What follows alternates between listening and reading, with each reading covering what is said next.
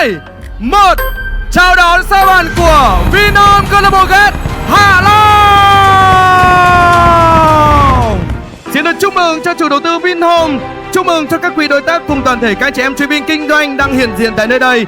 Chúng ta đang cùng chứng kiến một thời khắc lịch sử, một thời khắc đầu tiên mở màn cho một sự kiện tuyệt vời, mở màn cho một hành trình thịnh vượng mà Vinhome câu lạc bộ Ghét Hạ Long sẽ đồng hành cùng với quý vị và các quý khách hàng trong thời gian tới. Một lần nữa chào đón với sự hiện diện của sa bàn Vinhome câu lạc bộ Ghét Hạ Long.